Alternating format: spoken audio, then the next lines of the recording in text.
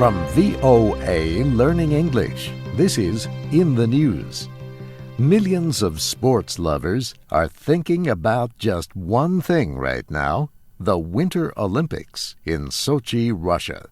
Close to 2,900 men and women are set to compete in the 2014 Winter Games. The opening ceremonies were held Friday night. The Games continue through Sunday, February 23rd.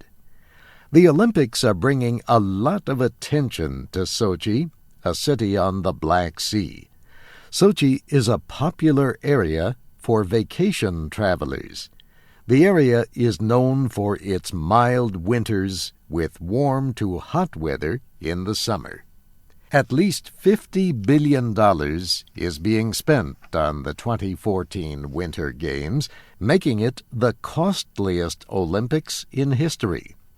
$7 billion was spent on the 2010 Winter Games in Vancouver, Canada. Olympic officials chose Sochi to host the 2014 Games almost 7 years ago. At the time, Russian President Vladimir Putin said the Games would cost about $13 billion. Yet the real cost is 4 times his estimate. So where did all the money go? Many Russians say people involved in the project have taken some of it. One research group found that 38% of Russians it spoke with said the Olympics increased the likelihood of corruption.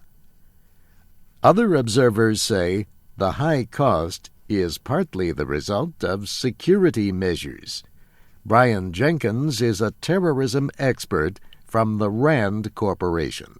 There are anywhere between 70,000 and 100,000 policemen and military troops deployed around the city.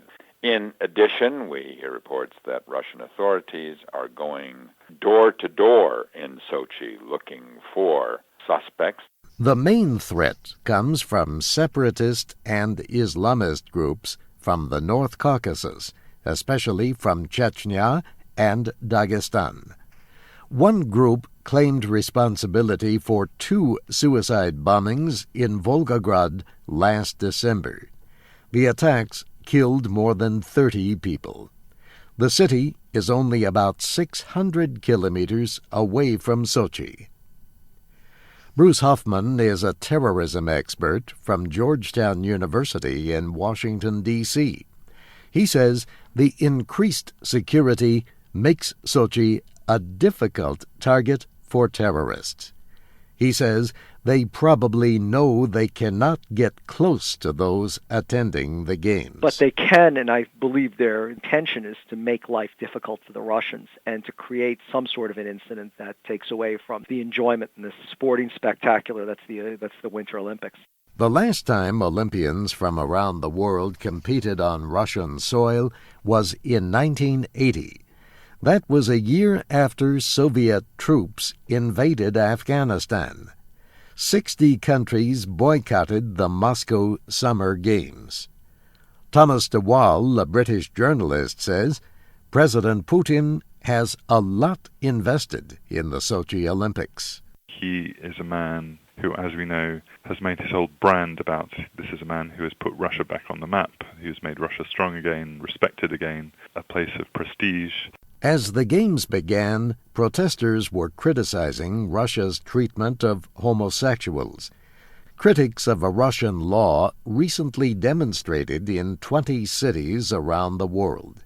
They said the law bars nearly all public discussion of homosexuality.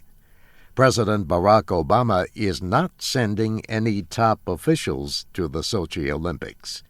Instead, the U.S. delegation includes tennis great Billie Jean King and 2 other openly gay athletes. And that's In the News from VOA Learning English. I'm Steve Ember.